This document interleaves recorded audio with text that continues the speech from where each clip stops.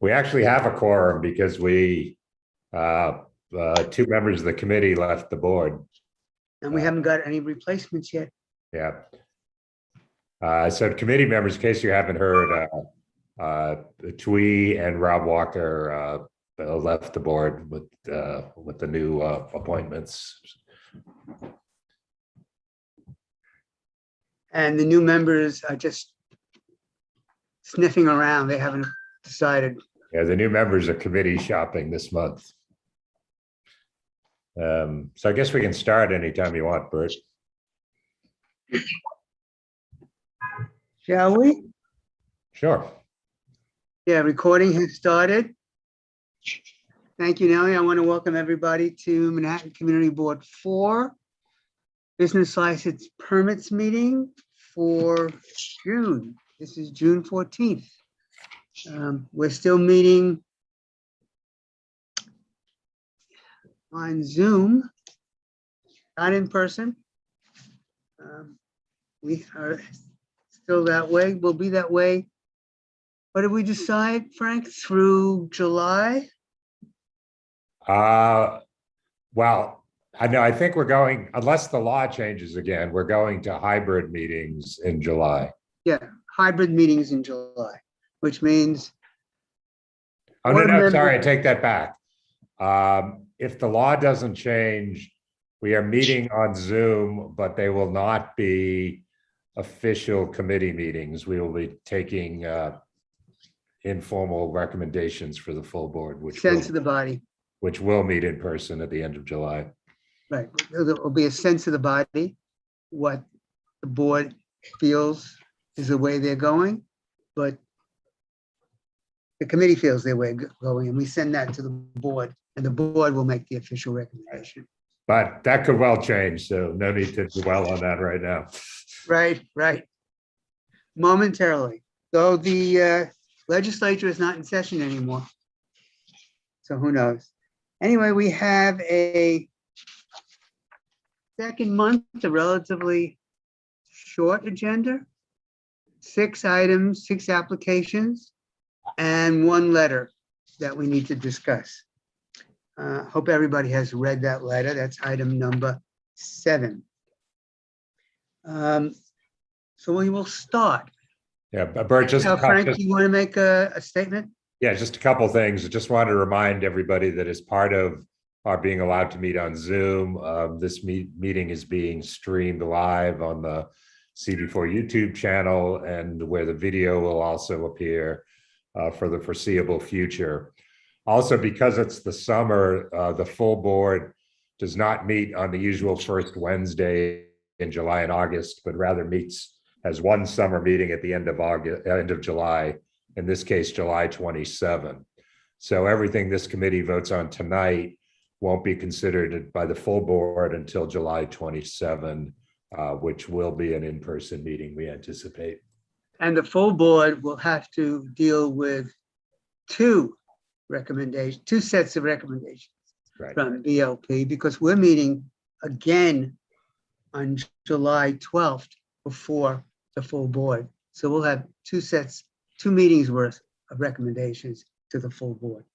Right. And final reminders, as I think everybody here probably knows, this committee and the full board, in fact, does not have the power to grant or deny a liquor license. This committee will make a recommendation to the full board, which will take its own vote on July 27, and then make a recommendation to the state liquor authority. But again, that is only a recommendation, and the state liquor authority is the ultimate decider of whether to grant or deny a liquor license. And when we do make a recommendation, we often have stipulations to be included. And if the SLA agrees, they incorporate those stipulations that we suggest into the licensing and the method of operation of that establishment. Okay, we have on the agenda, we've grouped, as you're aware, grouped the applications. The first grouping is alterations of the method of operation or a class change in the application. Item number 1 is 575 8th Avenue, Angelina. they want to upgrade their licensing to a complete liquor license, on-premise liquor license. That means they serve liquor, wine, beer, cider, all alcoholic beverages. Is the applicant present? Yes, my name is Samuel An. I'm the attorney for the applicant. I have with me today Mr. Billy Richards. He's the director of the corporation 575 8th Avenue Corp. Okay, welcome. Do you want to tell us very briefly about your operation and what you plan to do? Yes, Billy, are you there? Yes, I am. How's everybody doing? Billy? Yes, go ahead, Billy. Yeah, so we currently are operating as a bakery. We are looking to establish a full liquor license. Essentially, the goal with the liquor license is to be able to serve cordials after dinner, sweet drinks with the baked goods. Right now, we have beer and wine, and we serve pizza. We serve some savory goods, but we also, the majority of our business is baked goods. I'm sure everybody being New Yorkers here, or I won't presume, but I'm assuming some people know Venero's in the East Village or Ferrera's in Little Italy. It's kind of a similar concept to that. Really kind of like working with the fabric work of the Italian community and the Italian American community, and also, the New York City community, to offer them Italian goods. And a big part of the culture is to have a digestivo for an after dinner drink with your coffee, with your espresso, with your pastries. So that's really what we're positioning to do. Okay. Bill, a couple questions. First, you're not on our form as the owner or manager. What's your affiliation with the applicant? So I'm a director of the hospitality group that owns the venue. Okay, thanks. Yeah. And a couple questions for either you or your lawyer. You did not circle that you're going to have any kind of music on the form. Your prior form had background music. I assume you're continuing with that? Yes, background music only. Okay. And then you didn't change the form then. Yeah, I will change that. And then you didn't answer the questions about whether you're going to have any outdoor space, but I believe the answer to both sidewalk cafe and outdoor items is no, correct? Yes. Okay, so I'm going to answer those questions no on the form. And then finally, for the committee, as you may have seen in the submission, the applicant submitted an explanation about why they think the 200-foot rule doesn't apply. But they're very straightforward about that, and that, they will submit that to the SLA. So I think ultimately that'll be decided by the SLA, but based on what they've said in this statement, it looks like a reasonable case that the 200-foot rule does not apply. But again, we don't have to decide that here. The SLA has to make that determination, or if the rule applies, they cannot grant the license. Any committee members have questions, statements? I see one hand raised, Christine. And then Tina. You're muted, Christine. Tina, and then Peggy. 5 years. So your bakery is on 8th Avenue, right next to the hotel, right? And the little plaza there? Yes. Yeah. Yes. So you currently have an outdoor space, which is using the whole pedestrian sidewalk. The outdoor space is a COVID temporary sitting area, and they're not sitting on the sidewalk. No, it is sitting on the extension. So this whole area has been extended. The sidewalk has been extended, and you have been using the whole. If you go back, Frank, to the last stipulation, we had asked, and we had some back and forth about them reducing by their occupancy by half of that space.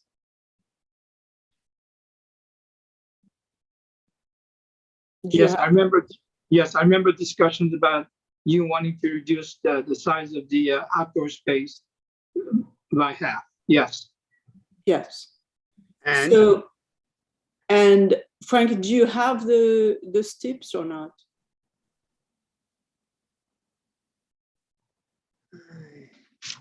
I just want to confirm that it was. I'm looking for them. You can continue. Okay. Well, based on that, I want to say that the occupant, I mean, the assumption was that we had an agreement that that space, that outdoor space would be reduced. I mean, it's an open dining, would be reduced by half so that there would be some space left for the pedestrian. I mean, there is a sidewalk and there is the sidewalk expansion, and they were using 100% of the sidewalk expansion, and then they agreed to reduce it by half. Yeah, Christine, that's exactly what the STIP is. Open Right. restaurant seating will be reduced Right. in depth by half. Right. So I want to mention that that didn't happen. And just, maybe 1 week ago or 3 days ago, they replaced that enclosure by a fake bus, which is now sitting on the pedestrian extension and which is leaving about 2 feet free for the pedestrians on that. So my reading is that they have not complied by the commitment they made last time. And I don't know whether or not it's legal to have the bus there. I mean, it looks like a bus, it's fun, but it's not really. And so we didn't get the commitment honored. Well, Billy, can you tell us what kind of structure is out there? Yeah, I'm happy to chime in. So the bus is not a bus. It's retrofitted to look like a bus just to make it look fun. It's outdoor seating. It follows protocol that most restaurants, bakeries, so on and so forth have done during COVID. The outdoor seating has allowed us to make it through COVID, serve the community, make sure that we can pay our bills and keep the lights on at the end of the day. Also, we've come into contact, and I just have to say this to all of you, that a lot of people don't want to sit inside as a repercussion of COVID. A lot of people choose to sit outside. So this outdoor structure just allows guests to be able to, it allows us to be able to service the guests, but allows the guests to be able to be comfortable within not only our establishment, but within the neighborhood. And again, that the bus is not a bus. It's an aesthetic retrofit to make it look more fun, to make it look more appealing. And I mean, I know all of you guys have, being New Yorkers, have seen some of the shabby jobs that they do. We tried to do something a little bit nicer. That really was that. Okay, Understood, but how are you? Let's talk about your commitment. Commitment, exactly. Besides, because that was not idly done. We had a lot of back and forth about it. Billy, just for your information, that you weren't aware of this, but the previous manager for this location appeared before the committee back in September of 2021. And we did agree that we would downsize the outdoor space, the COVID outdoor space. And it looks like that wasn't done. Is this something that we can commit to now to get it downsized, the bus, to about half the space? Yeah, I mean, I can certainly ask our engineering team, and we could work on that for sure. Well, again, this is news to me. So my understanding, so first of all, you didn't do it. And second, I've seen the bus, and granted, it's fun, but there is no way you can cut the bus by half. And it's not cutting by length, it's cutting by depth, so that there would be enough space. So when I look at that, I don't see how you could accommodate that with the current design. And then if the design is going to take another 5 years, and that's not acceptable. okay, so like I said, I'll have to talk to my engineering team and see if there's a way to do it.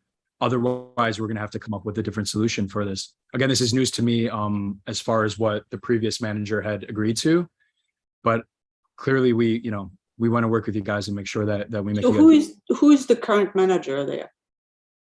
His name is Moses. Who would be responsible for all of this? Right. The issue is who would be responsible? Because someone signed off on it. Yeah. Representing your restaurant, bakery, whatever you want to call it, establishment. Mm-hmm. We agreed, everybody signed it, and we voted in favor of the licensing predicated on this stipulation being met, and it has not been met. Okay, and now you're saying, oh, well, we're new now, and we're going to look at the engineering and da. We're not asking you to look at it. We're asking you to do it. Certainly, yeah. So, I mean, it requires a conversation on my end. I'll bring this to the ownership and I'll make sure it gets done if that's the case. Well, if that's what you guys need. So the prior STIPs were signed by someone named Tony Park. Are they still working for you? Tony's one of the proprietors in the business. So yes, he is. Okay, so that's even makes Bert's point even more disturbing because the person who actually agreed to this is still on site and presumably was involved in building the same size bus structure. Chairman, let me just say this. Tony Park has 5 or 6 other businesses, and it's usually the manager's position to be able to do all this, make these changes. I think the fault lies on the manager not properly channeling the information to Tony. If you give us an opportunity to do this, we can do this. Well, it's not, I mean, my problem is that we had, and after you made the commitment, I don't live very far away, and I dropped by very nicely and said, look, who is the manager? Can I talk to the manager, etc.? And I was given a total runaround. No, there was no way I could talk to anyone who was even remotely responsive. And so that's an issue. And I think that's Okay. We have a number of other people with hands raised. Can we hear what they have to say and then? Yeah. Final. Okay, so we have Tina, Peggy, and Inga. First, I have to say what I've heard so far is very troubling. And it leads me to also ask, on page 4 of the application, no community block associations are listed. I assume there are some people or some community block associations that should have been contacted. Were they? Yes, they were. Our emails were sent to all the community boards that was given to us. And we even got a response from John Fisher concerned about the sidewalk as well. So that was responded to. Well, I would have been on that list and I didn't receive anything.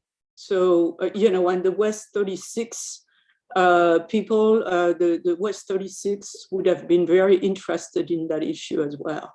And I'm surprised they didn't, I'm surprised because I copied Nellie on my emails to community blocks. The notices went from my office. Okay, let's hear from the other committee members, and then I think I'll have a suggestion on how we deal with this. Okay, Peggy and then Inga. I mean, part of this is just for my own edification. So, right, again, back in September, we granted a liquor license, and the application right now is for an on-premise license. We recommended approval of a beer and wine license. And now they're before us. Now they're seeking to upgrade it, if you will, to a full liquor license. But the beer and wine was on premise. So they've been allowed to serve liquor on premise, but it's been limited to beer and wine. I got you. And if like the hours were going to change, is that something that also has to be indicated, or? The only hours that's gonna change is on Sunday. We're just extending the hours to 10 p.m. Before it was, I think, 5 or 6 p.m. That's not right. The other STIPs were Monday to Thursday at 8 p.m. and you're going to 10 p.m. Okay, I'm sorry. Then whatever the other They're going to 10 p.m. all week long. The original 8 STIPs were 8 p.m. except for Friday and Saturday, which were 10. Let me just correct myself. The current hours that we're looking for is 10 p.m. every day. Yeah.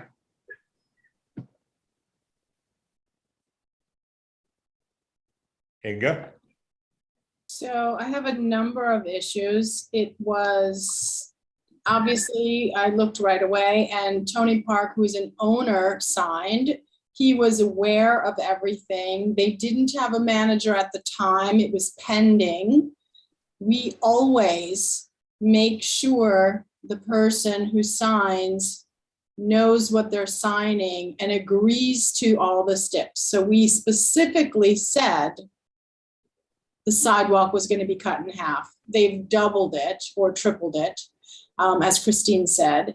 Having such a small space for people to walk through is hazardous, inconvenient, and people that are handicapped probably can't get through.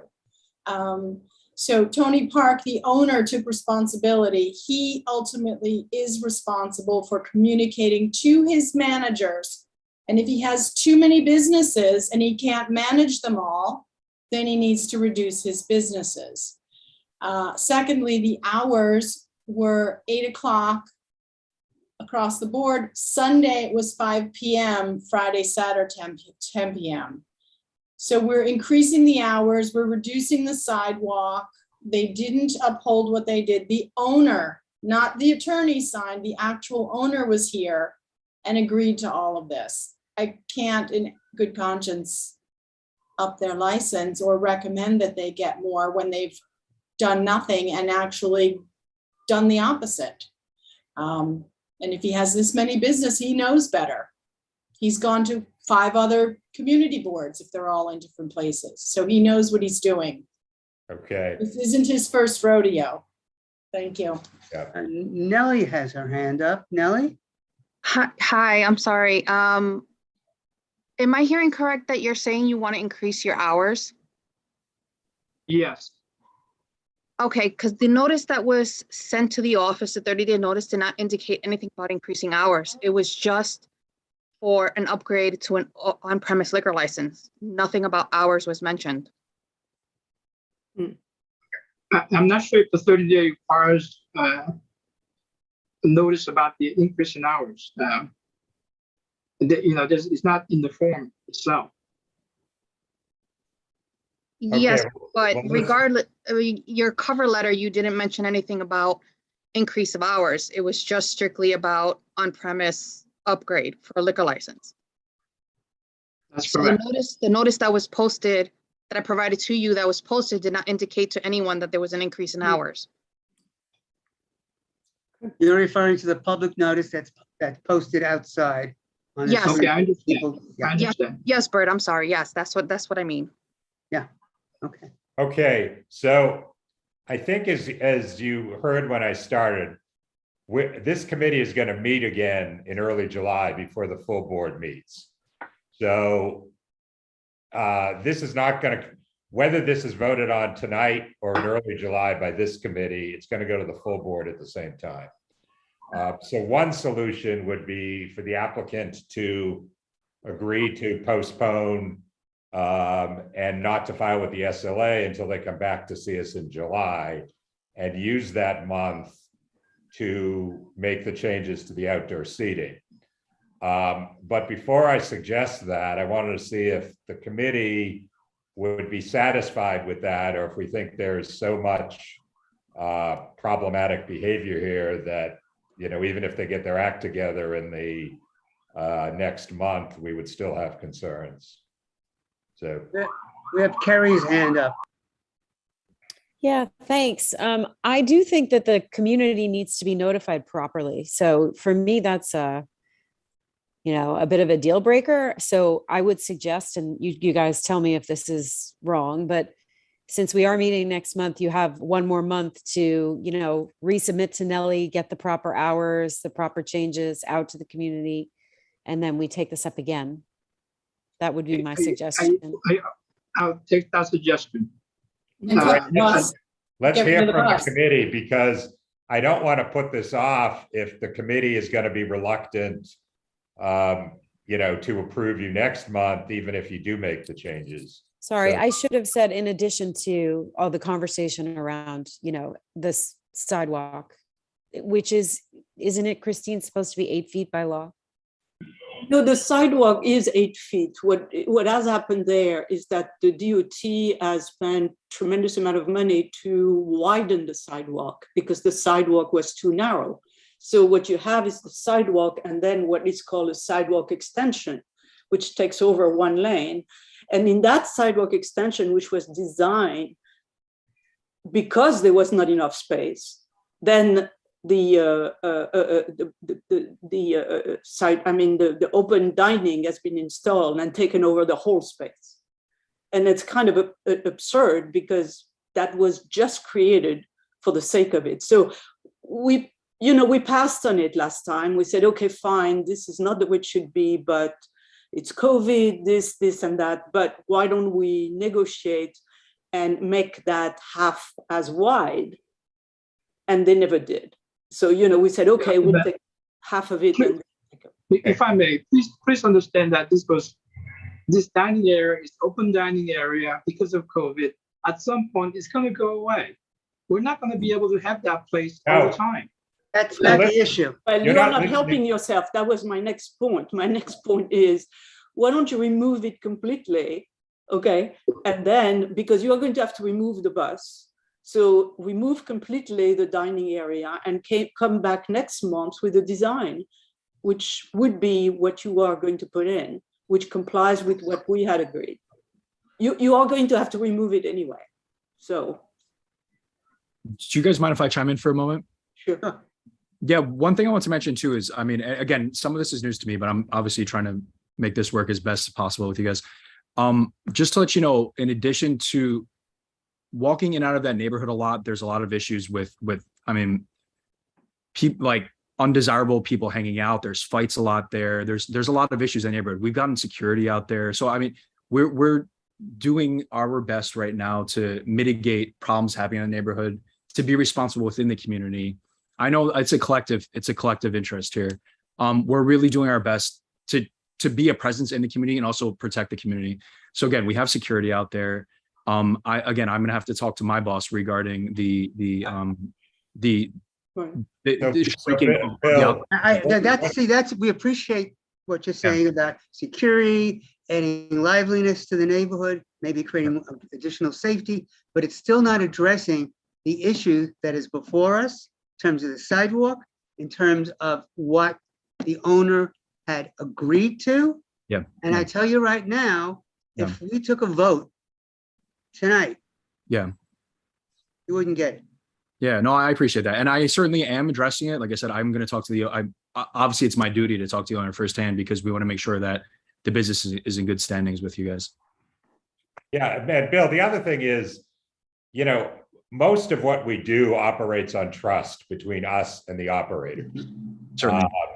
And if that, once that, and we are willing to give operators the benefit of the doubt, but once that trust is broken, it's hard to believe, an operator is going to abide by any of the agreements with us. So we're not getting at whether, you're doing good things with security or, this is necessary for COVID. We're really getting at that your representatives agreed to something very specific that was discussed in great detail before they agreed to it. And that agreement was just ignored. And that's really what is troubling us now. So that's really what's got to be corrected and that trust restored. Certainly. Anything that would be null, I promise to rectify. We can either take a vote tonight, which as Bert said, would likely to be a recommendation of denial, or you can agree to postpone and come back next month and agree not to file with the SLA in the interim. I'm not promising that vote is going to go better, but I think you at least have a chance to correct the sidewalk seating, give the community proper notice, both about the changes you want to make and getting notice to the correct people, which apparently didn't happen. Chairman, let me do that. Let us do that. Let's kick it over. Nothing will get filed with the liquor authority. We'll speak with the ownership. We'll find out why this was not followed through and not properly communicated. We'll find out and we'll see the alternatives here to see if we can reduce it. And I'll file another proper notice, 30-day notice with the proper hours so that proper postage can go up. We'll come back. Let's be clear. The issue is not, can it be reduced? At least speaking for my vote, if this doesn't get reduced quickly to what you agreed to, I can't support you for an expanded license. Okay, Same. understood. And we're not talking about doing this a month from now. You know, there has to be quick progress because this was supposed to be done, I don't know, 9 months ago. Yeah. And the 30 days has started, so you got to get moving. Okay. Certainly. Okay. Well, I So appreciate it. July meeting is July 12th. That's just about a month away, a little less. Yeah. And just so we're clear, do we understand what has to happen? Christine, what's it supposed to be? Half of its current size or less? Half in width, so, or depth. Half the width. Is the bus the same as size as what was there before? It is just a little bit smaller, Okay. about 2 feet smaller, but then there are pieces of wood. So now you are tripping on wood. All right. So, Bill, And so what it is supposed to be, if the space of the extension of the sidewalk was 10 feet, I'm saying, you know, hypothetically, it should be 5 feet. So there is 5 feet left to walk through. okay. So Bill, so what Yeah. we're saying is you had agreed, or your representatives had agreed, that any open restaurants dining would be only half of the sidewalk extension space. So In roughly half. depth, right? Right. Right. The dimension running parallel to the street. So you basically need to reduce the structure by, or the seating, not just the structure, by half. Okay. Half going the long way.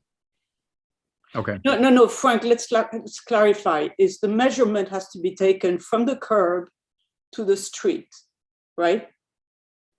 Right. And that measurement has to be cut by half.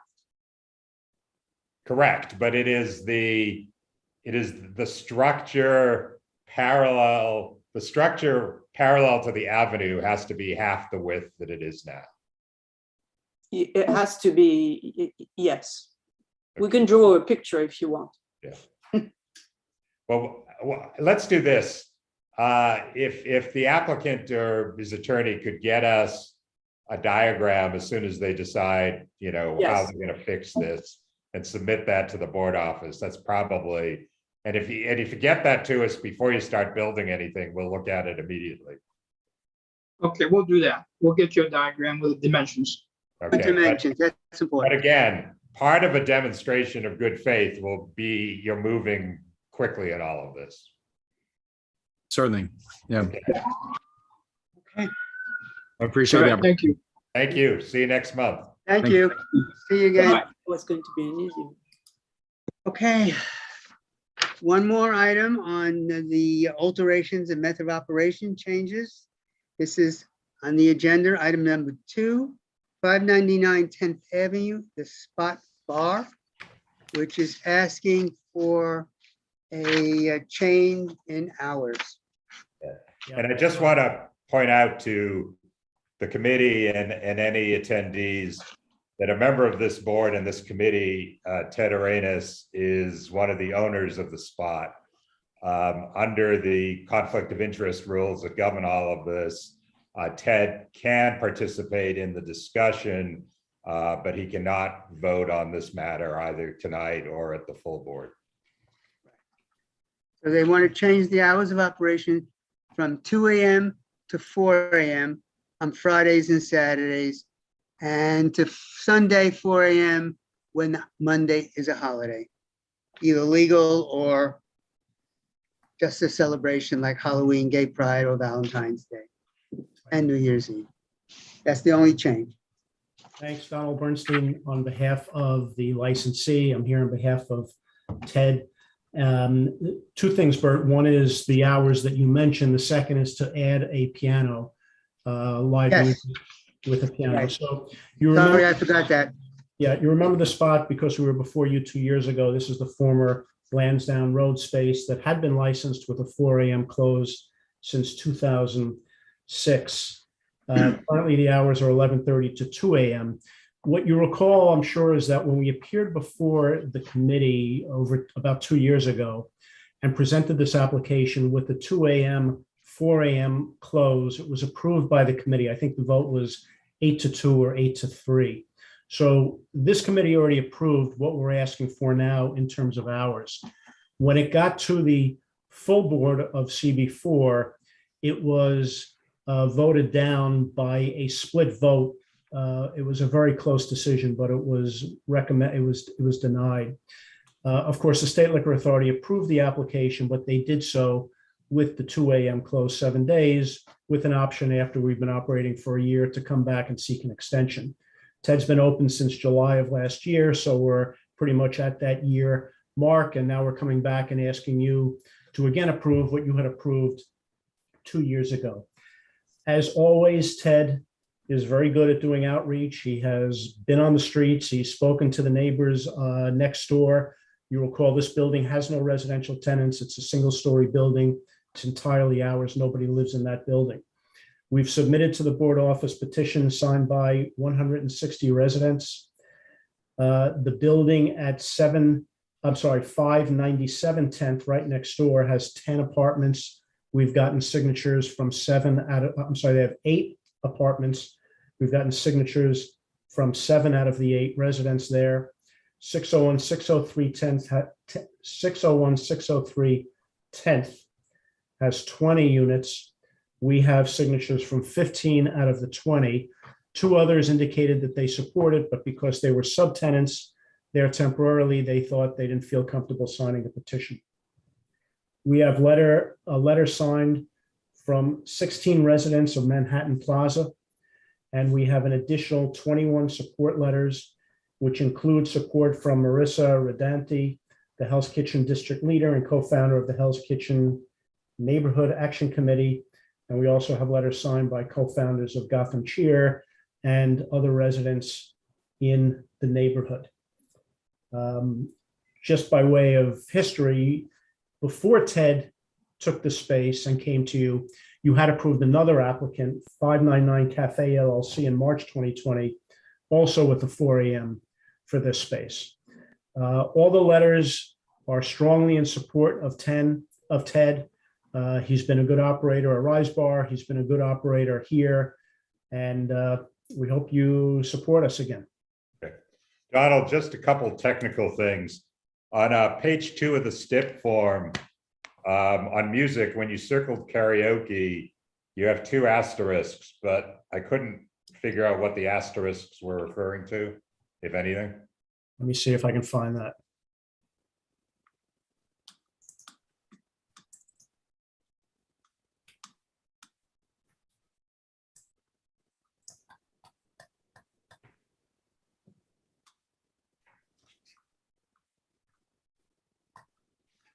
Well, while you look for that, let me summarize things for the committee.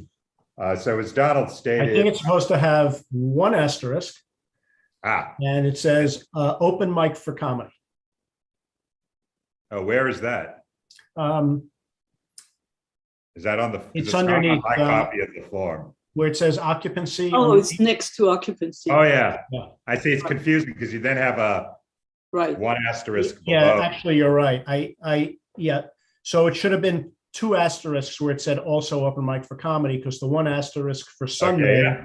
goes down Got to the it. bottom and talks about the holidays. Okay, I thought the 1 asterisk was for both. Yeah. Okay, is the live music, you've circled live music now, is the live music limited to a piano? Yes, right, Ted? So we can put an additional step that live music will be limited to a piano. Yeah. Okay. And also, if you consider karaoke live music, then that would fall under that category as well. Okay, well, I guess since karaoke is its own category. Its own category Let's call it that. on the application. And then a year ago, one of the steps you agreed to with this committee was that all live entertainment, including lip syncing and karaoke, will cease no later than 12:30 a.m. nightly. I was wondering if you were still okay with that. Ted's nodding. Okay. All right. I mean, yes? Yes? Oh, okay. Okay, great, Ted. So Donald and Ted, I'm going to put that. The rest, the other steps are all things that you're already doing about crowd control and structure, so I don't think we need to repeat them all. Yeah, and we've attached the same, the security plan, which is quite detailed. And we had given you a sound report, I think, 2 years ago. Yeah, so I think, I think those steps will still be in the prior step form, but I think the one worth repeating is the 12:30 a.m. Do So- we have any committee members who want to have comments? Donald, let me questions? just summarize. Oh. Sorry, Bert, let me summarize. So the board office got 22 letters that we received directly in support, including one from Marissa Rodante, as Donald mentioned, who's both the House Kitchen District leader and also a resident of Manhattan Plaza, who was quite opposed to the original application. And in this letter says she's pleased because she's writing about a success story, which she assumes would give us a great deal of satisfaction, given the incredible effort the operators have made to address every one of the potential issues. I'm very much in favor of their request and urge the committee to approve.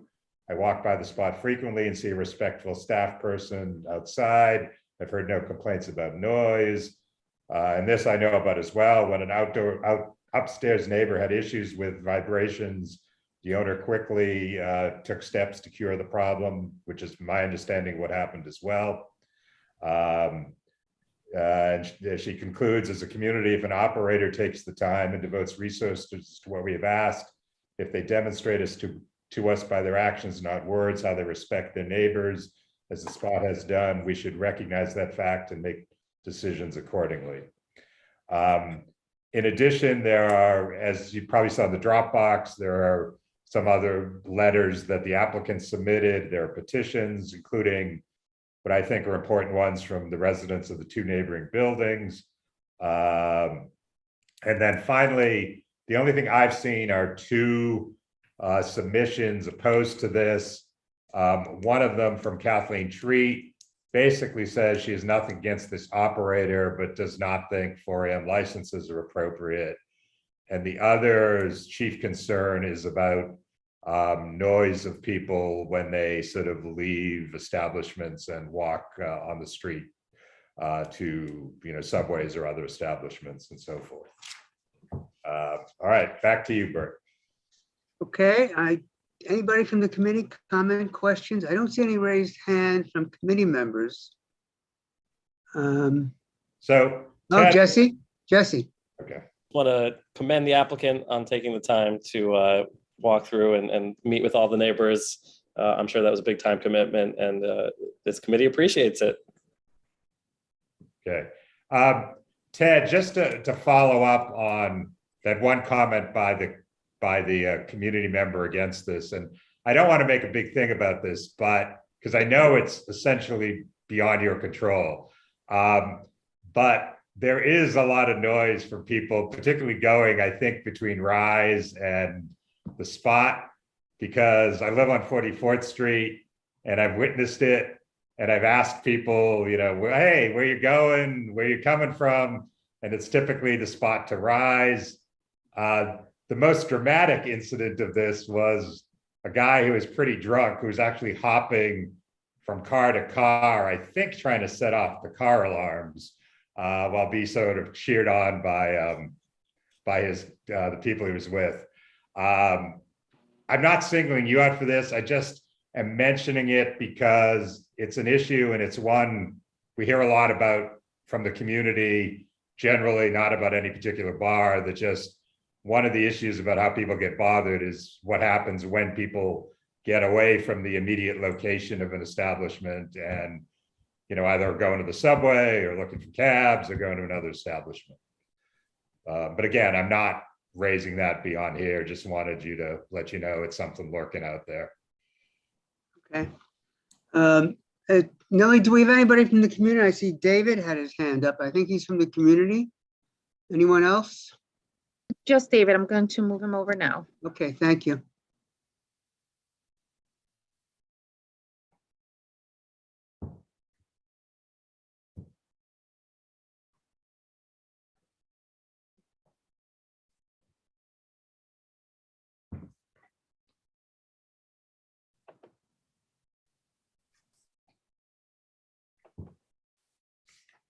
David, you can unmute yourself.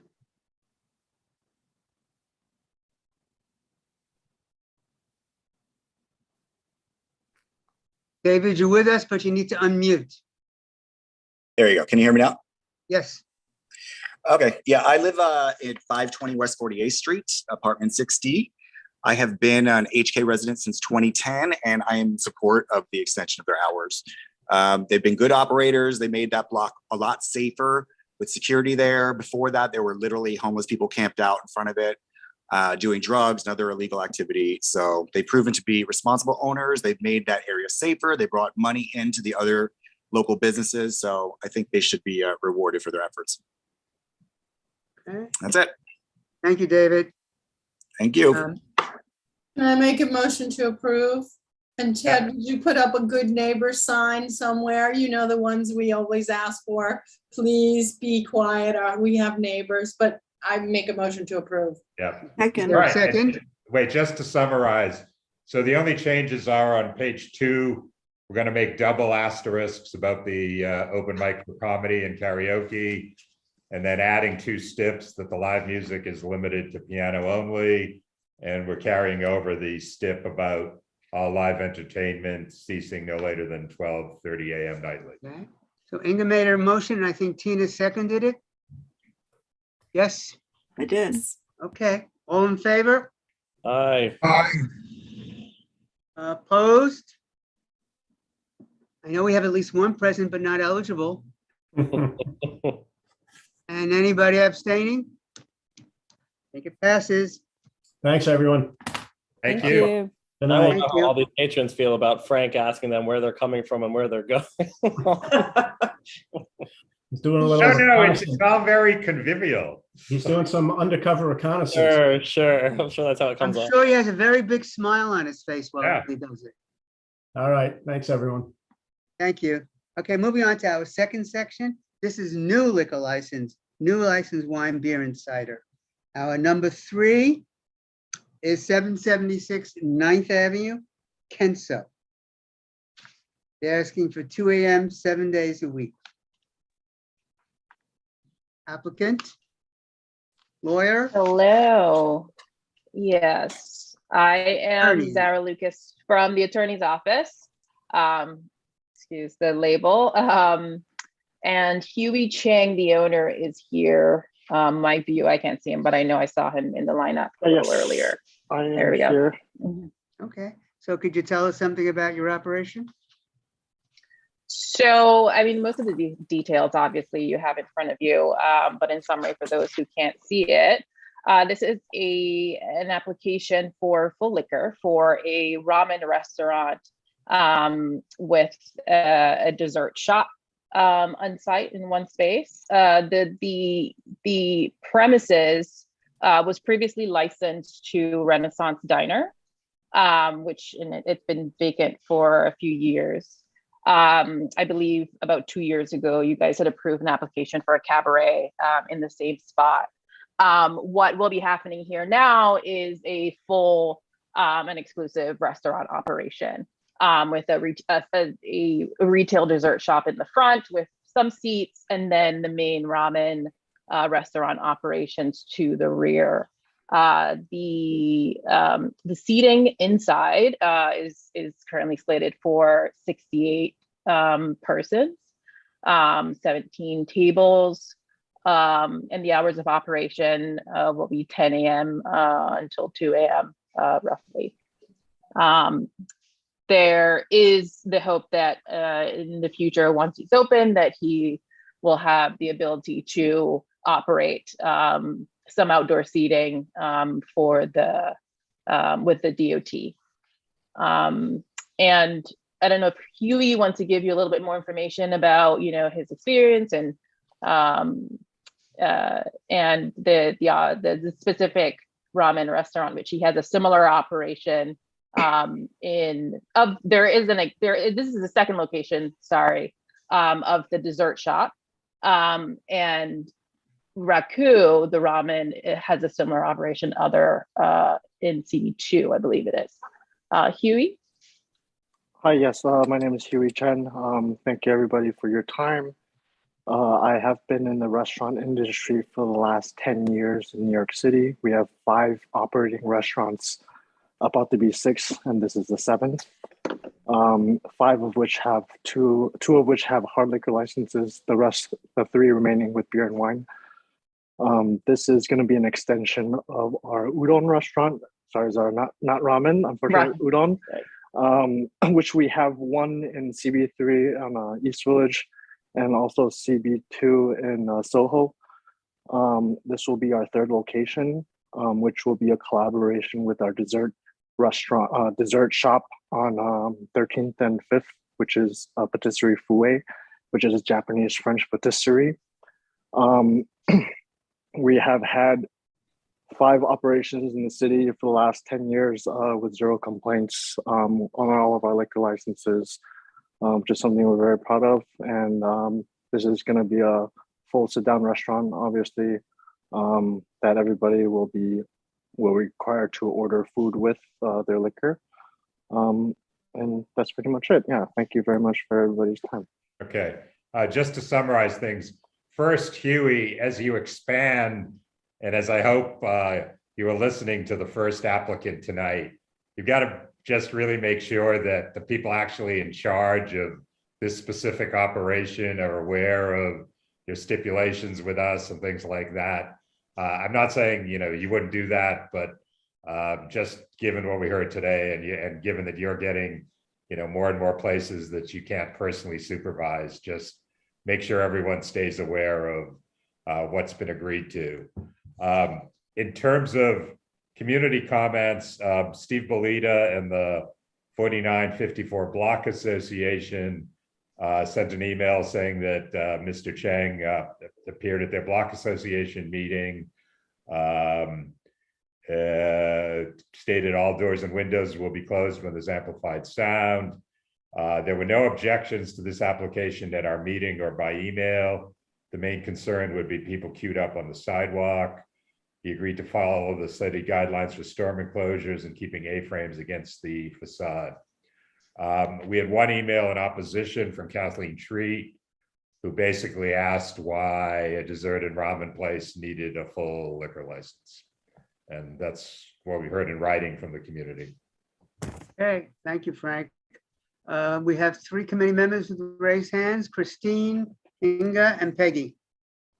Yeah, clarification, I may have missed that, but are you expanding the hours or is that the current hours you have? He's not operating in the space just yet. This is the first application before you. The previous space, at least I looked at previous tips, something called Coda was there. And they had Coda, but they never opened. Is that the cabaret? Yeah, they never opened, but we had them down for 2 a.m. every night. Okay. Okay, I was confused. I thought it was, yeah, I'm sorry. Thank you. Inga. I just have one question. I know the hours are the same as what we've approved in the past, but on the previous application, there was an issue with the windows. The windows will remain closed or there will be no windows. Do you know why we asked that? Was there a problem with noise previously? No, I think it's just that, is the facade French doors or floor to ceiling doors or anything like that? Does the applicant? There won't be any operable windows or it'll just be 1 single door. Okay. Then that's moot. Okay. Yeah. Thank you. Thanks, Peggy. Hi, I've been to your East Village location and it's very good. So, and it's very good to hear that you have a good operating history. One question I had was that it looked like the operating hours for your other locations do close much earlier at 9:30. And this was based on, on what was displayed on your website. I guess I was wondering, why the 2 a.m. close in this location, what the plans are. Well, first of all, the hours are shortened compared to the previous applicant who was approved. I believe they were approved at 4 a.m. We're scaling back to 2 a.m. Obviously, with COVID times, we want to have the opportunity to potentially expand our business to past the hours that we're sort of used to, to potentially, as a safeguard. it's a question mark whether we will fulfill these hours, but we would like to keep those options open, as we have entertained the idea of having our East Village location in the past be open past our normal operations, which close at 10 p.m. right now. And we have those operations at a liquor license till 12 a.m. Obviously, with the Hell's Kitchen, there's a theater crowd and there's more of a commercial crowd with out-of-towners that we don't get at East Village and Soho. And it's a market that our company has never explored before. So quite frankly, we're just trying to keep our options open, that in the potential that we need to have that room to grow our sales, that it's there for us. Thank you. I appreciate that that explanation. I can understand the post-theater crowd. So I think it's something, you know, for us committee members to discuss about, you know, if we feel comfortable, you know, if this seems appropriate or so. Thank you. Any other committee people? Do we have anybody from the community, Nellie? No, there's no one. Motion to approve. Wait a second. Can I just address one? I don't know if Peggy wanted comment? to have a little discussion about the hours, but Peggy, you know, given that it's 9th Avenue and that they're not coming in with 4 a.m., but coming in with 2, and that, you know, they have the support of the 4954 Block Alliance, which is sort of a pretty good gatekeeper on these issues for us. I think I'm okay with 2 a.m., but I don't know if people have other views. Do you want to summarize? Is there anything to summarize, Frank? No changes to the STIP form. Okay, Inga, did you make a motion? Do we have a second? Second. Oh, Carrie seconds it. Okay, all those in favor? Aye. Okay, opposed? Present not eligible? Abstaining? I think it goes. Thank you. Thank Thank you very much. Good luck and welcome to the neighborhood. Yes. Thank you very much, everybody. Okay, moving along to item number 4 on our agenda, 311 West 48th Street. Their hours of operation, they're proposing 11 a.m. to 2 a.m., 7 days a week. Yes, good evening, members. Good to see everyone again. My name is Mastin Sansom. I'm the attorney for the applicant, doing business as Emmy Squared Pizza. This is a full on-premises liquor license application at 311 West 48th Street. I'm joined here by Raul Adorno. He's the director of operations. I'm also joined here by Andrew Castano, who is the general counsel for the applicant. As the co-chair said, the hours of operation are from 11 a.m. to 2 a.m. There would be 17 tables, 54 seats, 1 bar, and 8 seats at that bar. No outside areas planned at this time. Possibly, depending on open streets and all that, may take advantage of that, but no sidewalk cafe or anything like that. No plans for outdoor space at this time. No doors or windows will be kept open. I do want to note that on further review on the page 3 of the materials, does look like the number of tables and seats says TBD. I think that's because it was amended late. At least my packet was, and the number of seats and tables of 17 and 54 were not included. But those are the figures. Total maximum occupancy of 70. Mastin, do you want us to modify the application, put those numbers down there? Yes, please, or if you'd like, I can follow up and submit we can make the changes. And Bert, it's just conforming to the correct numbers he has on page 2. Okay, I was just looking at 3 in the TBD. Yeah. Yeah. And also it's recorded background music only. Yeah. Okay. While we're talking about the form, on page 5, where we have the question about will you have any of the following French doors, garage doors, windows can't open. you say NA. I take it that means you don't have any of those? That's correct. I think the answer probably should be no. Okay. Will you have any of the following? Okay. Okay. So I'm gonna change that to no, just so we're clear. Okay, very good. Thank you. I see two hands up, Inga and Tina. I just have a question. They said they're going to have a storm enclosure. I know this is a tight area, and I believe on the previous one, Christine, that we specifically made them aware of the dimensions and no storm enclosure. They agreed to none rather than the teeny 18-inch one. I'm sorry, I'm in New York. So can we just make sure the applicant understands they checked yes, but we want no storm enclosure? So it doesn't appear that there is a storm enclosure that does. I don't know if you have access to the photos that were provided. But on your application, I believe it says that you will put one up? Oh, nothing in addition to what's up. But that's not the question. Yeah. The question is, will you or will you not? We want you to say you will not add a storm enclosure. We want you to stipulate to that. So the current enclosure, so you're saying that should be taken down? Yep. No storm enclosures. It does meet the stairs there. So it's not like you could continue. I don't see it on the picture. Where is it? It's one of the first photos of the prior restaurant, the pizzeria there. And there are stairs that do come down and meet flush with the face of the enclosure there. So there would be no like walkthrough. You couldn't, even if that weren't there, you couldn't. Okay, but I think we're talking about two different things here. Yeah. Because it looks like you have an enclosure which is matching the extension of the stairs next door.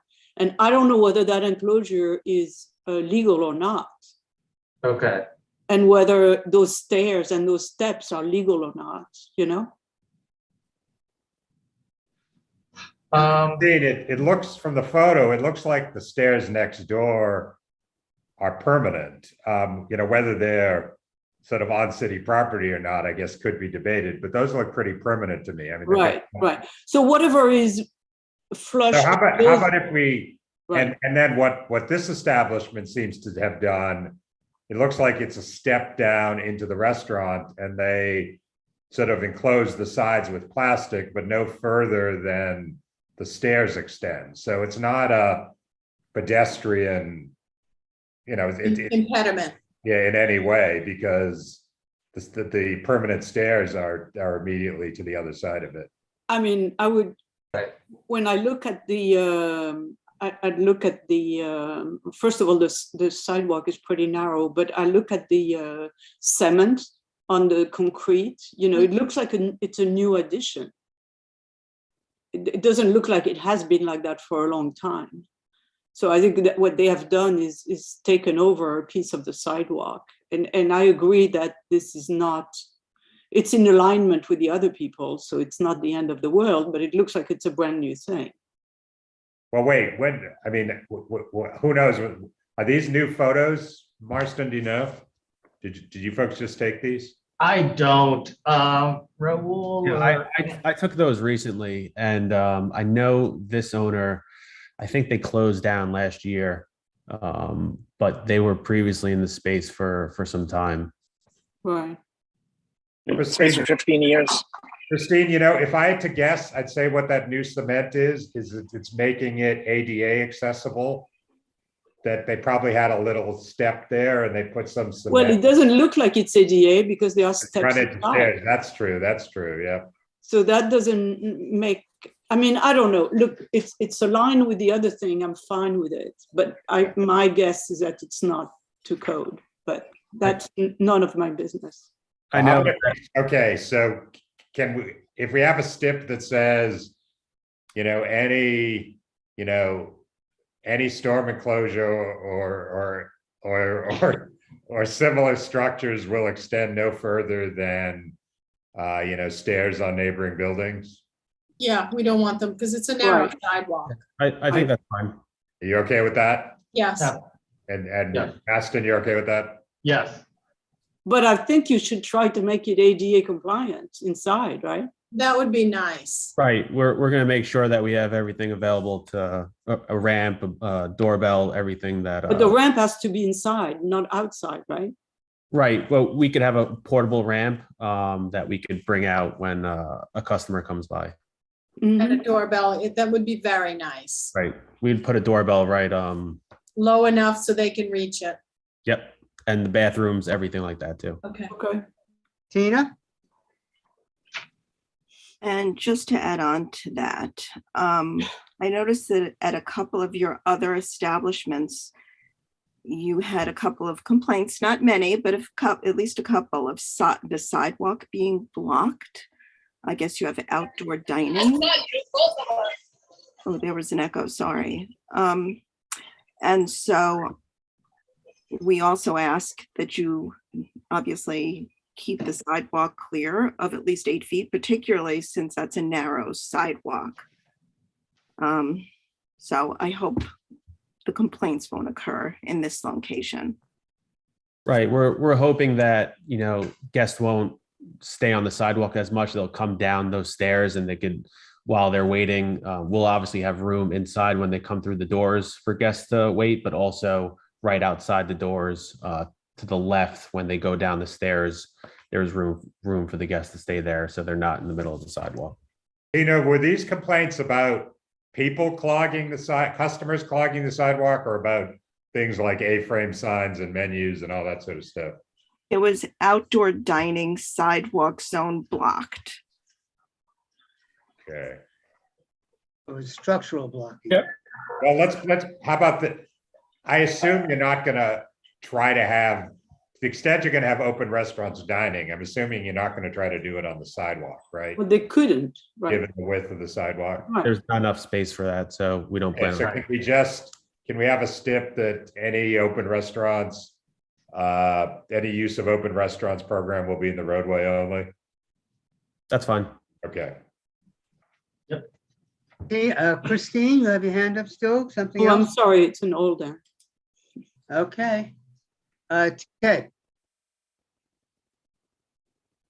So we are fixing, I'm sorry, we are fixing the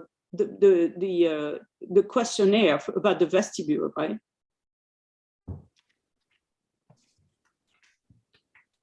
Because what we mean by the vestibule is something that goes out from there. I guess we got lost into that. Oh, yeah, that didn't come up. So, Right. but when we ask if you have a vestibule, well, what we mean by it is something that is between like your front door and sort of an inner door, sort of something inside the building. Do you have one of those, or? I think it's just the enclosure there that the. Right. So So nothing else than the enclosure, right? Okay, so we'll change the vestibule answer to no, keep the Right. storm enclosure answer to yes, and then have the additional stip about it not extending further than the stairs of the next door building. Ted, did you change your mind? Because I don't see you with a No, raised I hand. just, I was letting everybody else finish.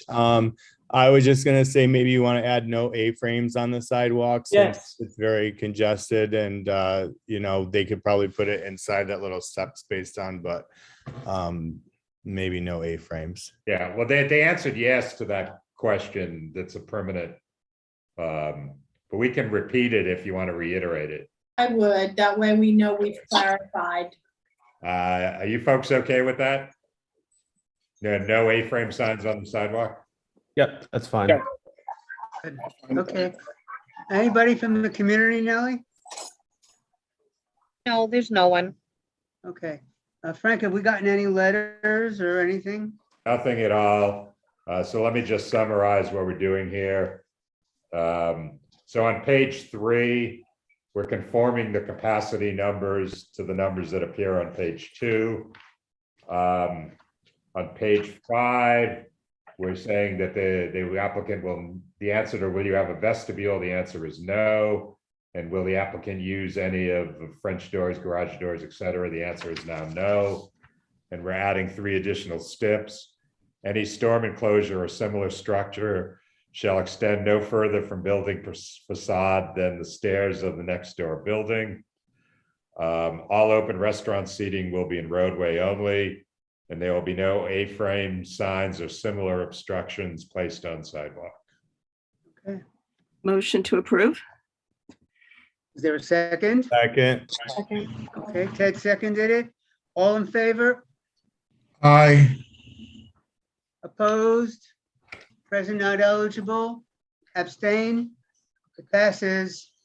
Okay, good Good luck. luck, Thank you so much, everyone. Welcome to the neighborhood, folks. Thank you, everyone. Thank you. Okay.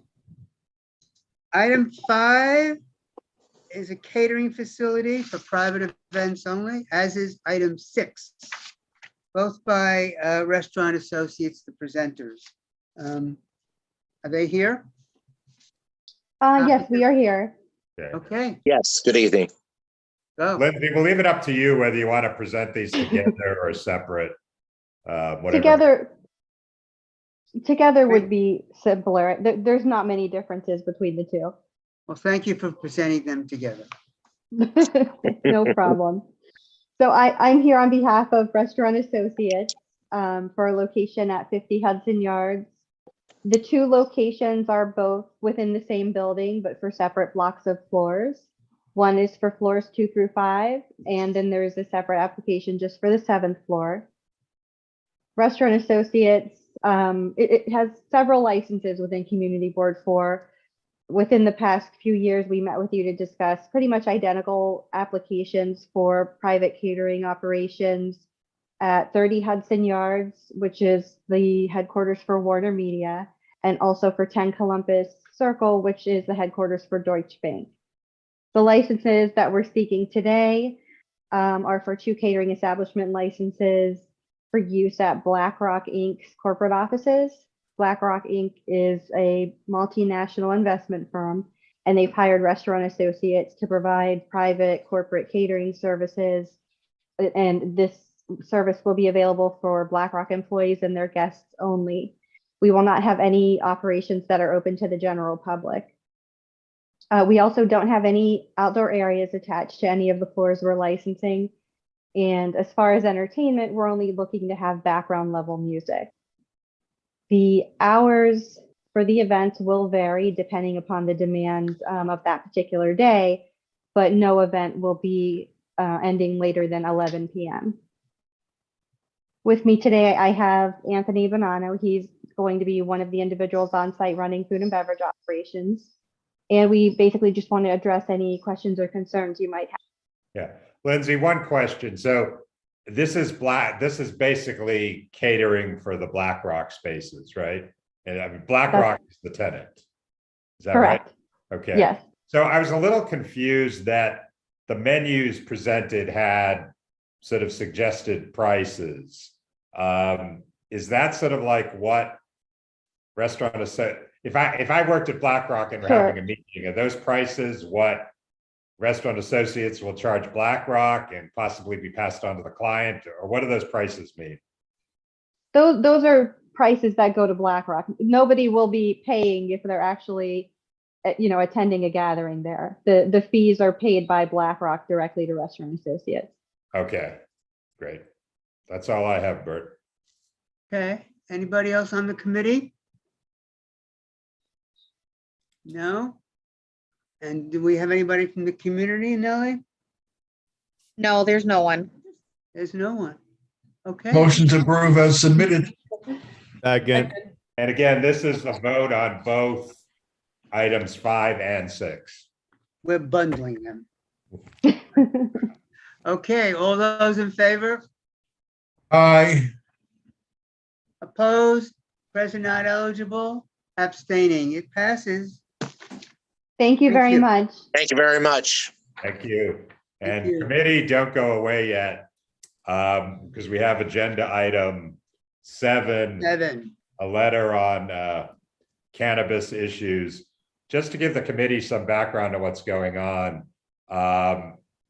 once cannabis was legalized by the legislature, there's been a lot of activity about how that is going to be implemented, what kind of rules there are, who's going to run it, what's community board involvement, all these things. And there've been various public meetings about it. Jesse Greenwald offered to sort of monitor this for the board and has been attending various meetings and briefing people accordingly. What the community boards decided to do short term is create a working group that I believe Jesse has agreed to at least chair or co-chair, which is going to, in the short term, continue monitoring the law as it evolves. If letters needed to be written by the community board, it would be proposed by the working group. And then the working group is also going to consider, once the regulatory structure becomes finalized, how this should be incorporated into the community board. One option would be to have cannabis licensing handled by the BLP to the extent on-premise licenses are sort of similar to the way liquor licenses are handled. That may not be the correct solution for a couple reasons. For one thing, it's possible that the community board will also have a say in off-premises establishments, which is something we do not have a say in regarding liquor stores. So that would be a change and something this committee doesn't have any existing expertise with. But it also may be just putting the cannabis dispensaries on the BLP agenda may just make things sort of too unwieldy for this committee.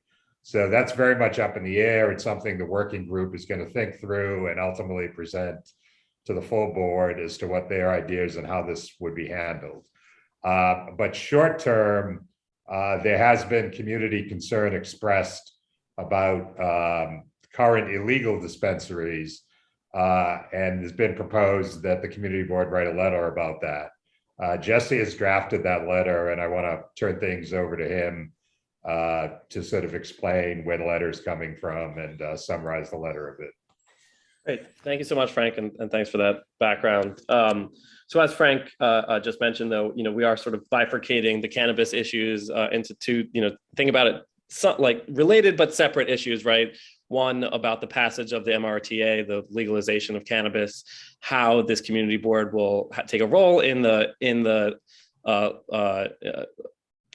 licensing process in terms of on-site consumption lounges and in terms of dispensaries, and whether how that will all play out. But as he just said, in the short term, what we've discussed previously as a committee, we've discussed the fact that all of these illegal dispensaries are popping up.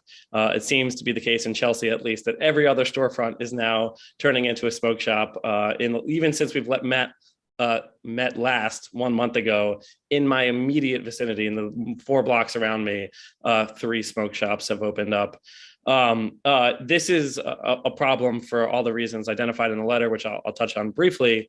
But I should say, and I hope the letter addresses this succinctly, and which is to say that this is not our board or this committee coming out against cannabis legalization in any way. It is simply saying it is hopefully carrying the message that really what these illegal dispensaries do are undercut what should be a vibrant, well-regulated cannabis industry, and that if the cannabis industry is actually going to succeed, it needs to be regulated and licensed, and we obviously want to roll in that licensing. We would be a couple things before I just jump into the bullet points of the letter. Again, it's not very long. I'm going to jump through it. I'll go through it, but just a couple things. For a second there, Jesse. Yes. What's that? I said you froze for a couple of minutes. Oh, I froze for a second. Sorry. Hopefully I'm back.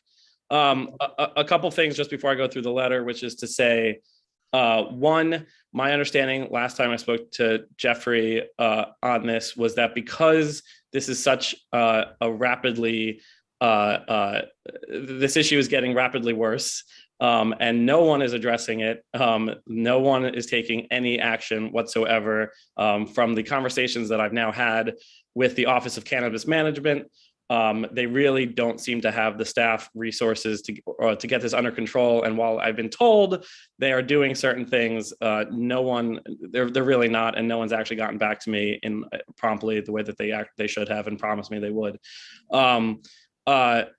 So because of that, my understanding from Jeffrey was if we were to pass this letter, if we were going to write this letter, it would be from this committee and not from the board. That's something for us to talk about if we want to not wait until the end of August to get this letter out and send it on behalf of this committee, rather than wait till a full board votes. My understanding is we have the capability of doing that. So that's just something I want to put out there, and to obviously say I would be in favor of that, because I think we should be, no one is doing anything about this. And I believe we would be the first board to make a move on this and to say something on it.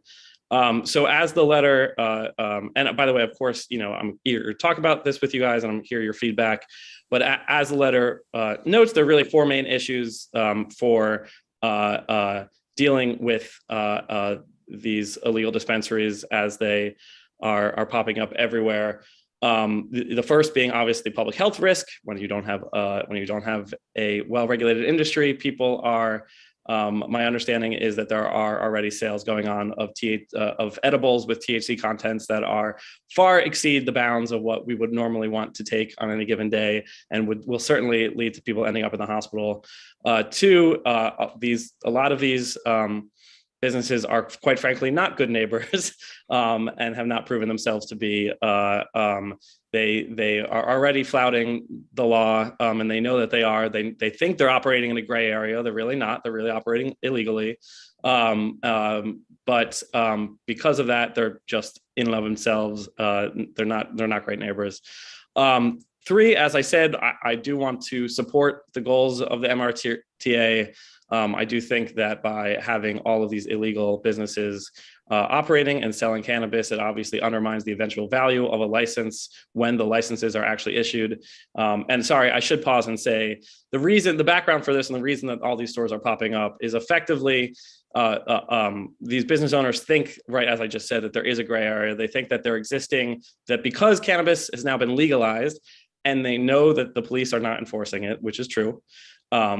They think that they can just start selling, and they think that eventually they'll get a license when the licenses are issued.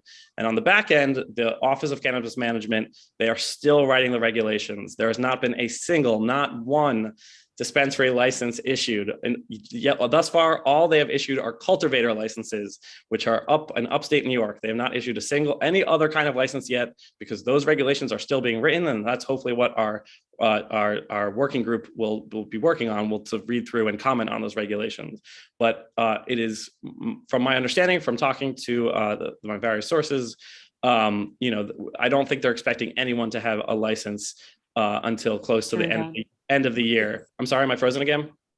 No, you're good. You're good. Okay.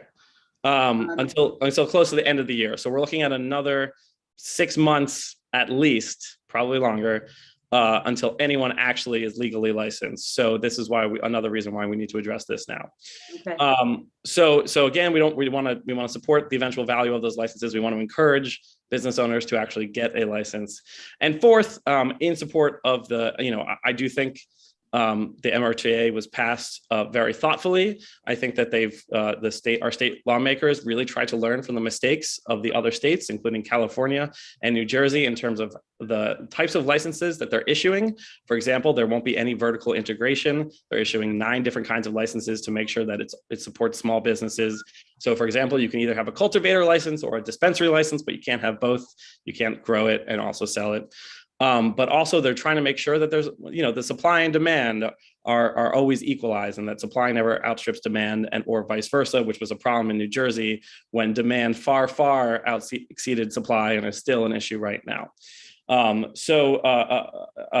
In support of that, Mark, and learning from the other mistakes of the states, and the other thoughtful thing that our lawmakers have done is they have passed a law with equity in mind, understanding that there have been many people who have been victims of marijuana criminalization for decades in this city, trying to undo some of that previous harm by, for example, making it clear in the law that the first people who will receive dispensary licenses will be those. This is actually not in the law. This is what the OCM is put forward in the regulations. Is to give those who were previously victimized by marijuana criminalization, give them a first shot at the licenses. So that means if you or a family member were previously incarcerated because of a marijuana conviction, you are first in line to get a license. So while generally I like to support small businesses and especially minority-owned small businesses, as many of these smoke shops are, they are still cutting the line of what is a very thoughtful process. And I should also say, for what it's worth, the law also leaves room. It grandfathers in what we are referring to as legacy business owners. Those would be those who were previously selling illegally. They are grandfathered in to the extent that they stop their illegal activities upon the passage of this law, which means that those who are currently selling cannabis in our neighborhoods, in these storefronts, are technically not even.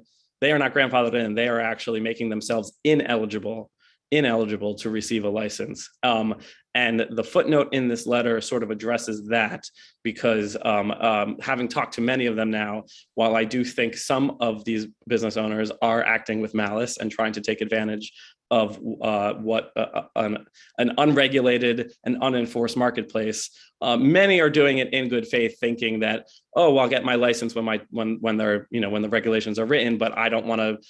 It seems like everyone else is doing it. I want to, I don't want to fall behind. And so I think for their behalf, we should be making it clear. The OCM, Office of Cannabis Management, and the Cannabis Control Board should be doing a far, far better job of letting all of these businesses know. They need to be doing a far better job of communicating to these businesses that know what they're actually doing is putting themselves out of the running for a dispensary license. And a lot of these guys do not know that. And finally, the other thing that this letter intends to address, and it's because it was a question that came up when we previously discussed this, was the fact of the matter is, obviously, nothing is going to happen unless there is some form of enforcement mechanism. We do not want to recriminalize marijuana. We do not want to go back to the police. What we do want, though, is for fines and levies to be issued against these businesses to shut them down. Thus far, there have been, and by shutting them down, I do just mean stopping their illegal sale of cannabis. They're more than welcome to remain as smoke shops. Okay. Yes, I've been talking for too long. There are a lot of hands.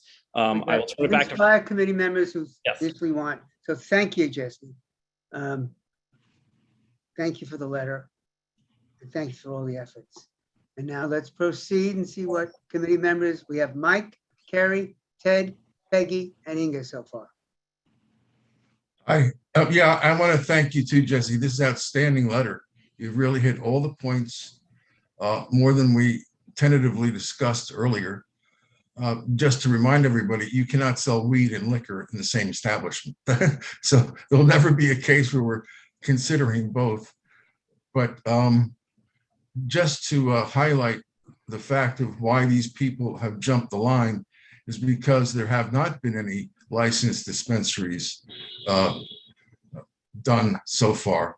And I think one addition to this great letter, it might be that thought that it is our hope that this process can be accelerated just a bit so as to thwart some of these folks, down in the last paragraph or so. Just it's our hope that you get moving with this. And that's all I've got to say. Thanks, Mike. Carrie? Thank you, Jesse, for this letter. I have a couple of questions and then a couple of comments. So just for my own education, when there is no person out there who has legally applied for a license. That is correct. Okay, thanks. Because a lot of my neighbors sure think they have, or at least that's what they're saying. And when you say that that Jeffrey said, sorry, that it can't go full board? I think I misunderstood. You mean we don't want to wait until then? Yeah, sorry, it's an opposite. Wait, we can choose to wait until it goes Right. to the full board and get it, Understood. or we can move quickly and just Yeah. pass this out of committee and send it So- on our own behalf. Sure. Just on that point, I had another question. Could we bring this to exec, which is sooner than full board, but not quite as long as, wait, it's, wouldn't be board is- just I from mean, us, but it would be, exec it's is in 2 between. weeks. Yeah. Exec So- is in 2 weeks. Yeah, to clarify the procedure, there are a couple options. It is rare, but not unheard of for letters to be sent in that have been approved by committee, including executive committee, before they get to the full board. What we do is we send them in with an asterisk that says, this letter is subject to ratification at the next full board meeting. And I think everyone here has seen one of those, over their tenure on the board. So that would be an option, but as you just noted, it could be sent right after the BLP meeting, or it could wait until exec. So there are actually 3 timeframes: now, after tonight, after exec, or after the full board. And we can make our own recommendation on that as well. Yeah, I guess I don't know. So like my question would, I guess I would throw that over to those of you who know better. Like, does it have more weight if it comes from, exec versus a committee or not? Either way, I'm all for this. Yeah. So I don't think it necessarily has more weight because exec's just another committee. What it does is it gets more buy-in from different committees, constituents of the board, because we're sort of in the weeds and all this stuff, but a lot of the board The is weeds? that was unintentional, I swear. But Bert, one thing, and Carrie, one thing we have to keep in mind is, I wonder if there's a possibility that exec could get canceled.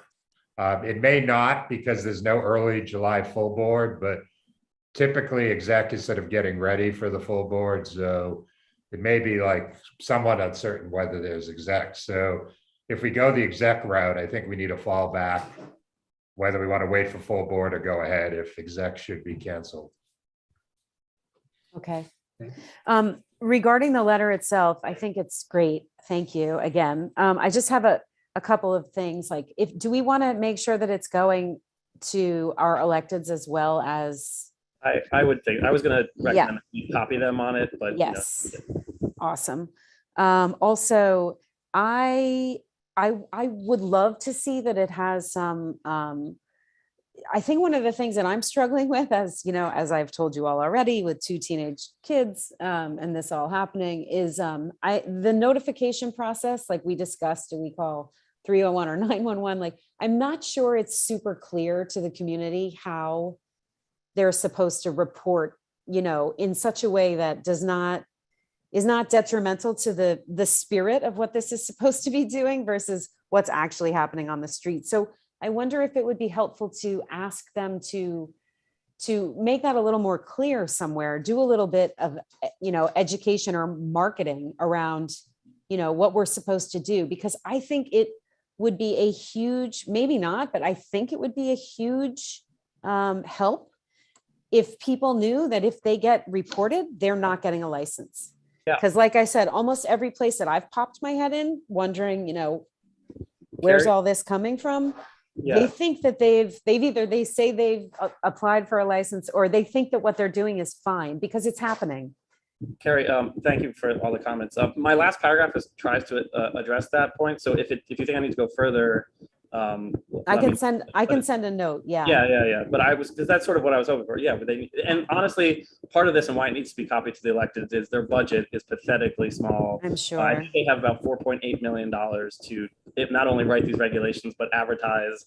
And, it's not big enough. And they complain about that. So I saw for the first time today in a community newsletter, the email where you file complaints. So exactly. And so, sorry, I'll shut up. So the last thing is, I wonder if we can, and I can send you a note on this as well. I apologize. I only read it. I read it this morning, and then I was walking today, and I popped my head into a couple shops just to see what was going on. And it's pretty bad. Like, one of the shops on 7th Avenue that I walked into has literal glass, like an apothecary. It's just weed everywhere. And I asked him, are you allowed, or is this illegal? And he said, yes. I was like, okay. So to your point about levels of THC, they're not just selling weed, they're selling other things. And they are not verifying for age. So I feel like we should be much stronger about that, because kids are going to smoke weed and do whatever, but like it should not be this easy. Like it just shouldn't. I'll strengthen the language around that. Yeah. Or maybe it's even a separate point. Yeah. Okay. Yeah. I just think that's a real issue. I'm sorry. Are you finished, Carrie? Yes. Thank you. Sorry for taking all that time. Okay. I don't know if this is a little bit outside what we're talking about, but it just kind of follows Carrie's point a little bit. I was at the Javits Food Show earlier today, and I was talking to people about things that they're going to be mixing inside of drinks. And she told me that THC is legal to be putting in cocktails. So I was wondering if there's any regulation on THC being sold. And also, I think just for the sort of, public safety, and something that Carrie mentioned about her children, once these dispensaries that aren't licensed stop selling the marijuana, there's a synthetic marijuana that is really bad and was killing a lot of teenagers for a while back on the news, maybe a year or two ago. So I was wondering what our defense was going to be about that, and if we should start looking into some of those things for public safety. I think those are, first of all, I don't actually have answers to either of them. I'm guessing the putting the THC in the cocktail is still illegal, but it's possible that it falls into some exception that I'm not familiar with, and I would have to look into that. But it's worth putting in the letter even still to have someone look at that. And two, in terms of synthetic marijuana, I'm assuming that that's not just an issue for us, but that really is something that OCM and CCB knows about and will have to tackle in their regulations. But it's something also we can mention. Personally, from my own just walking around here, I don't think I have. They're celebrating the fact that what they think they can do is sell legal actual marijuana, which they can, and that's the current issue. So. Okay, Peggy. Jesse, yes, thank you so much for drafting this letter. I actually was kind of missing the enforcement piece a little bit. So Carrie, I appreciate your question. So I understand it a little better now. So in some ways, I wonder why, the footnote, it's the second footnote, or this footnote on page 2. That seems to be, a very meaty part of this. So maybe perhaps just, bring this up into the body of the letter. And then also like line, let's see, I think, the actual ask that we have is, or that, that you drafted is coming up in line like 45, 46, right? Would also, love to just see that up front, what exactly are we asking for? And I think those are my comments, but thank you again, Jesse. Great feedback. Thank you so much.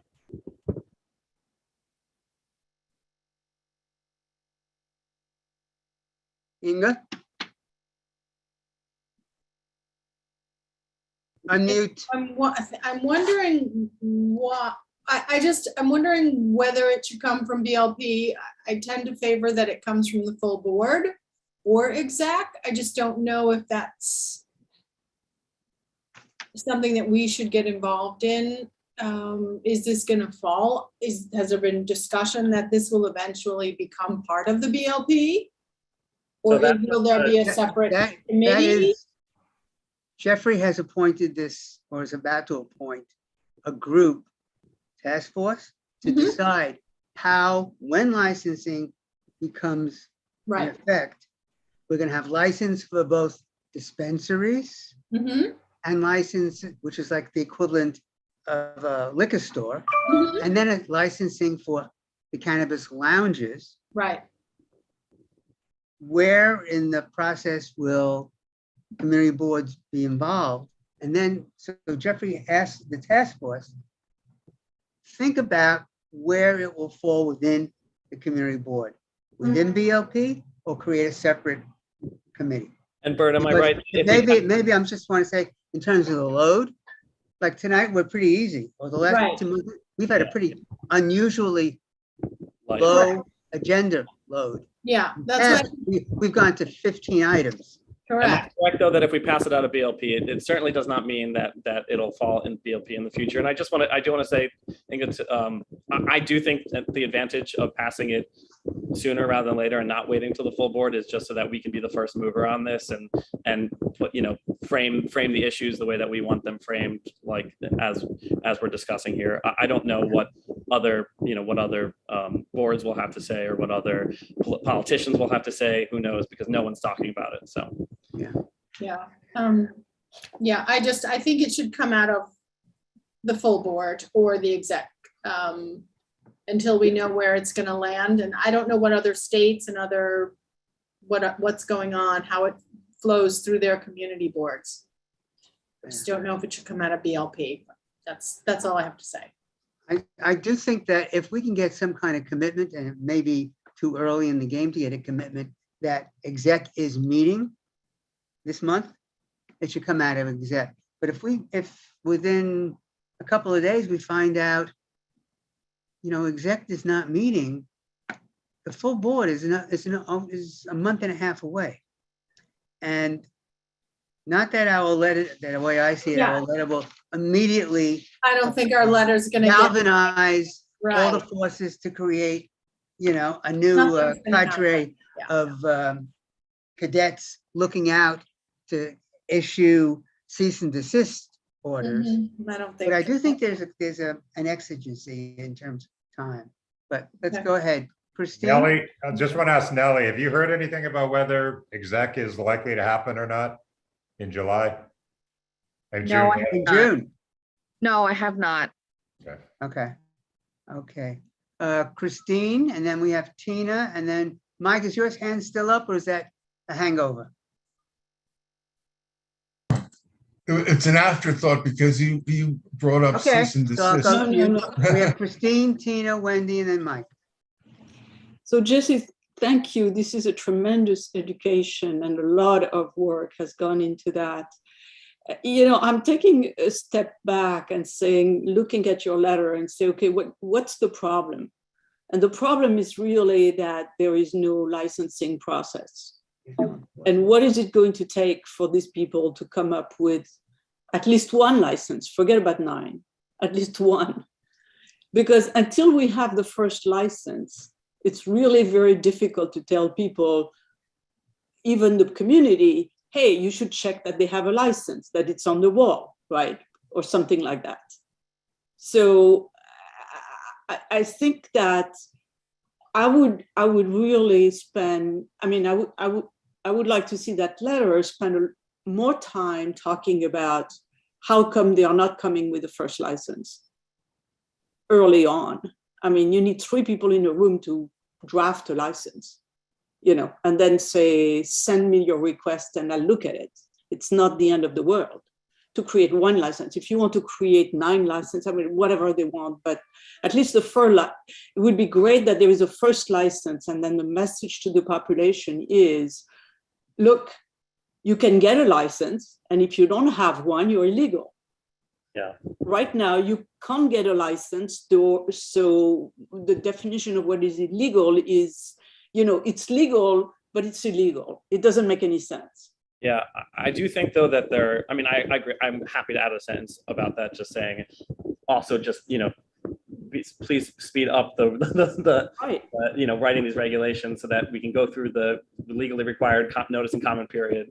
I will say, I imagine that their response to that at least will be though, that they don't see a rush to issue dispensary licenses when they literally have just started issuing the first cultivator licenses, and it will take time to grow the actual product that will be sold. And so I think it doesn't matter. But I think it's more important to have the distributor license than the cultivated license, because the product is coming from different places. The issue is, it is legal to smoke, right? Not legal to sell, right? How do you put those two together? Right. Legal to smoke, but not legal to sell. So maybe the other thing, because I think your ask is very reasonable, but we know what happens. There is no enforcement. So we are asking for people to report and nothing is going to happen, right? There is not going to be an enforcement. They are not enforcing. Nobody enforces anything in New York City. Yeah, but even to start scaring, we've seen plenty of ads about the legalization. I've seen there are ads everywhere about the legalization, and yet nothing. But that's the point. Maybe we should ask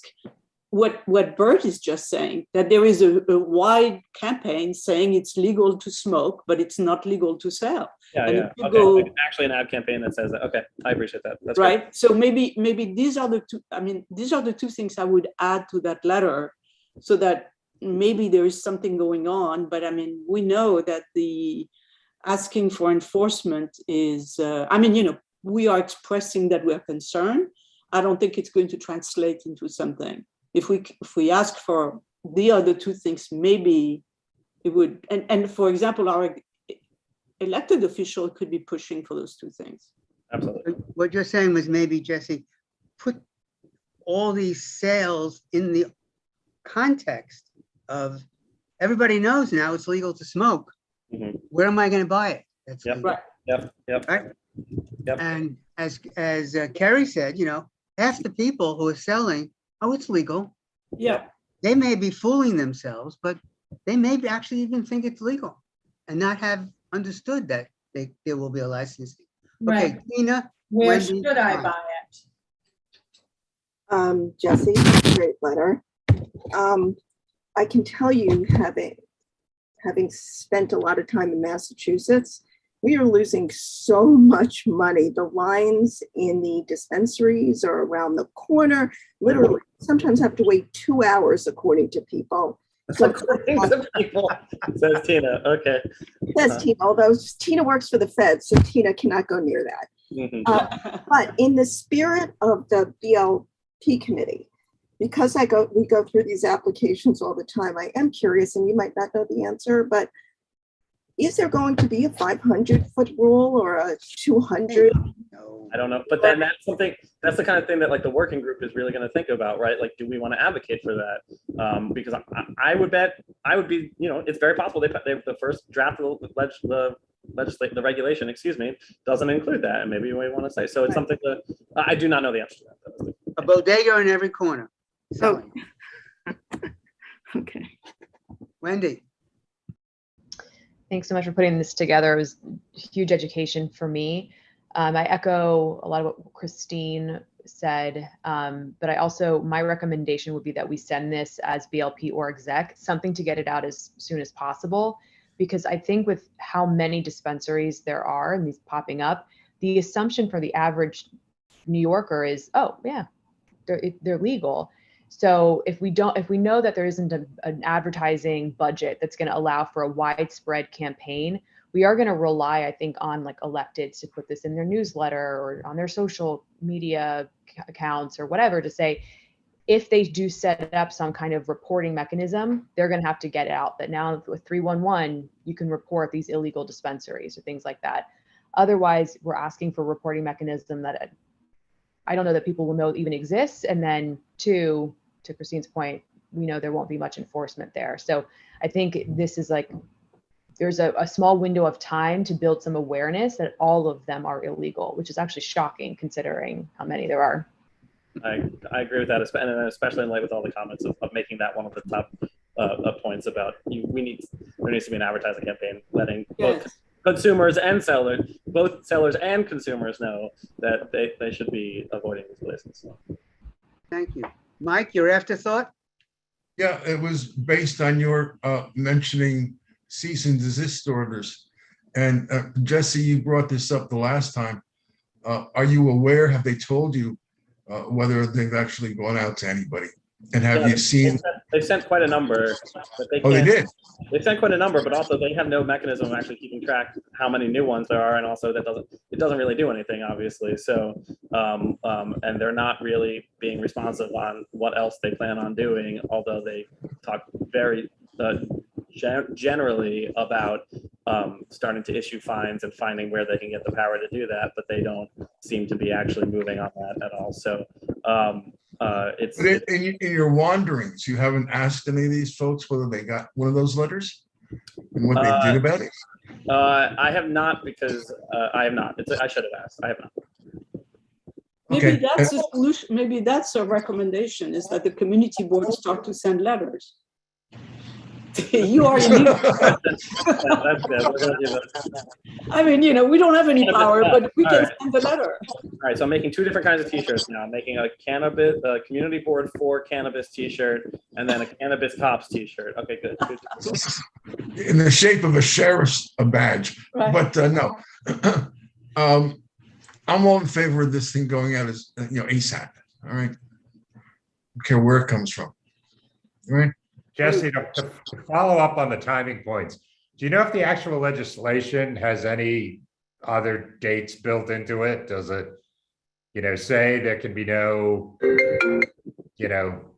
dispensary licenses before a certain date, or that there have to be by a certain date, or anything like that? I don't think so, but let me check. That's a good question. And you taught me a new word, non-carceral. Yeah, non-carceral. That's a $100 word right there. You got to get online. Yeah, Frank, you got to get online more. This is a big word in the biz. Okay. It doesn't show up in crossword puzzles yet. Jeopardy question. So some of the suggestions that I've been taking notes on that we certainly want to copy to electeds. We want to include some kind of statement in the letter about, we would really like you to get your act together and speed up your process of I don't even know what you would call it. You're thinking about licensing, so we implement licensing sooner than later. Not wait to the end of the year, not wait to the beginning of next year, but like next week. I think it would take, though, more than the 3 people you described, Christine, for that to happen. Come on. And there was also the statement that I threw out about the context of, there's a market to smoke, which is legal, but there's no market to sell, which is illegal. And everybody has to go to Massachusetts or New Jersey to buy, if they don't buy it from their bodega down the block, or the open van near my office on Fifth Avenue. Right. And there was some good, I thought, stylistic suggestions too, like putting the footnote in the text. Yep, move the ask to the top. Moving up what we're actually asking to earlier in the letter. And I got stronger about really be stronger about the fact that it's being sold to underage, which is true, and a little. Nellie, there was still a couple of community members watching. Do either of them want to say anything on this? None of them have their hands raised. Okay. So I'd suggest, just going by the consensus I've heard, is that we vote on whether we recommend approval of this letter, and I guess I can't make a motion, but my thinking was we recommend that it go to exec next, but if exec is not going to happen, then it be sent, again, this would be subject to Jeffrey's approval, be sent out of BLP subject to ratification. Right. Motion to adopt. But does someone else have to, Bert, can I make a motion or not? I don't think you can. Okay. We have enough community. I'm making the motion that Frank did. Okay. Okay. Second that. Thank you, Christine. You second that, Inga? Yes. Okay, all in favor? Aye. Opposed? Present not eligible? And abstaining. Okay. Just a point of clarification for me real quick about this. So if it's not going to exec, Jesse, will we ever see this letter again, or is it just going with the changes that we've all discussed? I'm happy to, implement these changes quickly, and I don't know if it can be sent around one more time to I'm not sure. Yes, why don't, the only issue is we shouldn't have a full group discussion on the merits. So what I would suggest is that, Jesse, you send it around to the committee and ask people to send any comments just to you. Right. In other words, if we start discussing substance in email exchanges with a quorum of the committee, we're breaking the open law, open meeting law. It's considered a meeting and is subject to all the open meeting laws and everything. So If anyone has, Jesse will send around a new draft, and if anyone has comments, send them only to Jesse. That sounds like a good way to proceed. Thank you all for the support on this. Thank you all for the support on this and for the feedback. It's really appreciated. Thanks for drafting Great it job. Great and job. doing all this monitoring and attendance things. And Kerry, all those people who you spoke to who said it's legal, I'm going back tomorrow. tell them there's no, what kind of BS are you telling me you got a license? There are no licenses yet. Yeah. Confront Part of them. it is that the public needs to know, where do they go? Where should they go? Where You can they can't go anywhere. That's the They problem. don't know yet. I do think it's That's also the a problem. real, You can't tell people you can smoke and there is no place. I No, mean, they're gonna except if you- visit the if you go illegal somewhere in the places. Bronx with the corner guy who has a No. territory, right? Right.